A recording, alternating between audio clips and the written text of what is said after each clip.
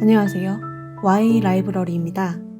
하루를 모두 마치고 침대에 누웠을 때 낮에 마주친 단 한 사람의 무례한 눈빛이나 말투가 머릿속을 떠나지 않아 잠을 설쳐본 적이 있을 것입니다. 분명 오늘 하루 나에게 친절했던 사람들이 훨씬 많았음에도 왜 우리의 뇌는 그 고마운 기억들을 다 제쳐두고 오직 그 불쾌했던 순간만을 좀비처럼 되살려내는 것일까요? 인간의 기억은 왜 이토록 불공평한 것인지 그 이유를 쫓아 지난 1년간 제가 머물렀던 새벽 편의점에서의 기록을 꺼내보려 합니다. 14년간 다닌 직장을 관두고 지난 1년간 이른 오전 편의점 아르바이트를 해오면서 저 역시 매일 이 질문과 마주해야 했습니다. 그리고 지난 1년의 시간을 돌이켜보니 처음 이곳에 서던 날이 떠오릅니다. 오랜 조직 생활은 제 안에 깊은 냉소를 남겨두었었습니다. 성과와 책임, 서열과 이권이 얽힌 조직 안에서 인간의 이기적인 면들을 숱하게 목격하다 보니 어느새 저도 모르게 인간은 본래 악하다는 성악설을 믿고 있었습니다. 사람에게 지칠 대로 지쳐있던 상태였습니다. 퇴사 후 무너질지 모르는 생활 루틴을 잡고 노동의 가치를 몸소 느끼기 위해 주 3에서 4일 오전 4시간씩 편의점 아르바이트를 시작했습니다. 그리고 그곳에서 인간에 대한 저의 관점은 완전히 뒤집혔습니다. 편의점 계산대 앞에 서 있으면 생각보다 세상에는 따뜻한 사람이 훨씬 많다는 것을 알게 됩니다. 물건을 결제하는 짧은 찰나에도 감사합니다, 수고하세요 라고 다정한 인사를 건네는 사람. 뒷사람이 기다릴까봐 먼저 계산하세요 라고 자리를 양보하는 사람. 다른 손님이 흘린 물건을 자기 일처럼 챙겨주는 사람까지.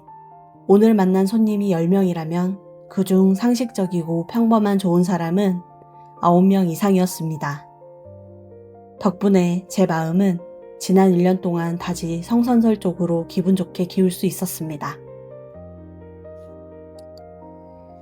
하지만 참 이상한 일입니다. 9명의 사람들이 온기를 채워주었음에도 가끔 마주치는 단 한 명의 비상식적이고 기분 나쁜 사람이 훨씬 더 강렬하고 오래 기억에 남았습니다. 잔잔한 호수에 돌이 던져지듯 제 평온을 깨버린 그 한 명의 돌연변이 때문에 퇴근 후에도 마음이 찜찜했던 적이 한두 번이 아닙니다. 왜 인간의 기억은 이토록 불공평한 것일까요? 심리학과 뇌과학에서는 이를 부정성 편향이라는 개념으로 설명합니다.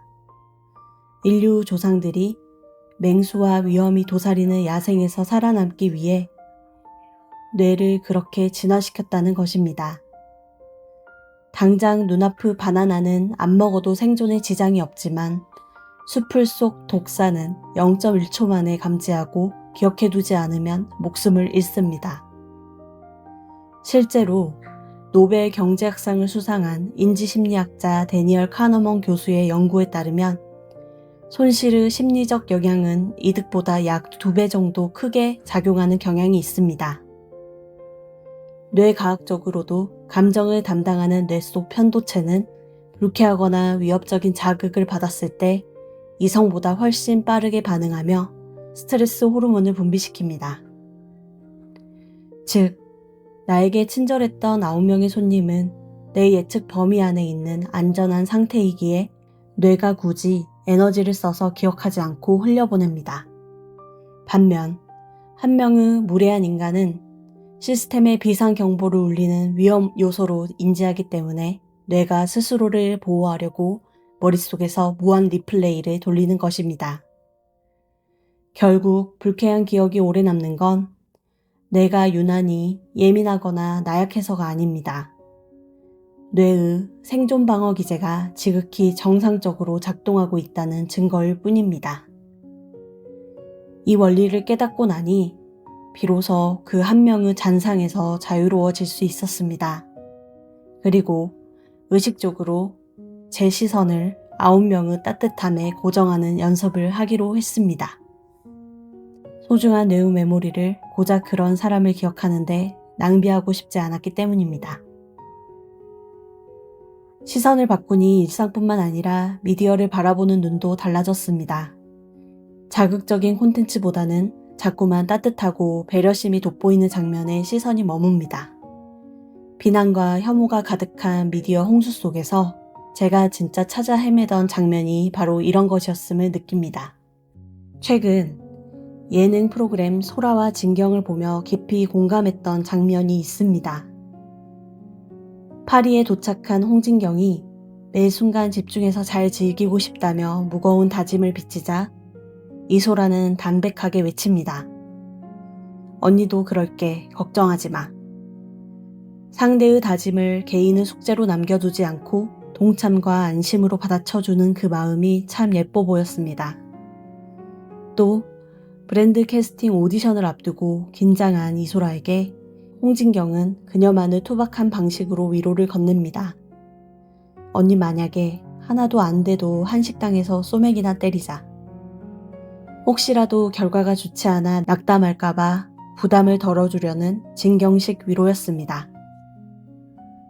서로에게 불편함을 주기보다 각자의 방식으로 위로와 장점을 발견해주는 그 장면들이 지난 1년간 제가 편의점에서 만난 온기 가득한 손님들의 모습과 정확히 겹쳐 보였습니다.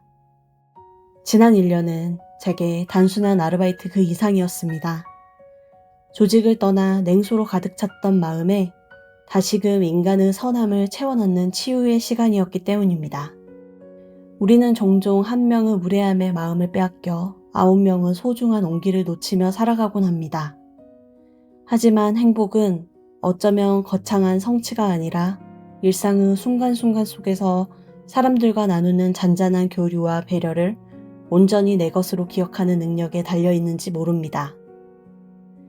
오늘 밤 당신의 잠자리를 방해하는 그 한 명의 빌런은 그저 뇌가 생존을 위해 띄운 팝업 경고창일 뿐입니다.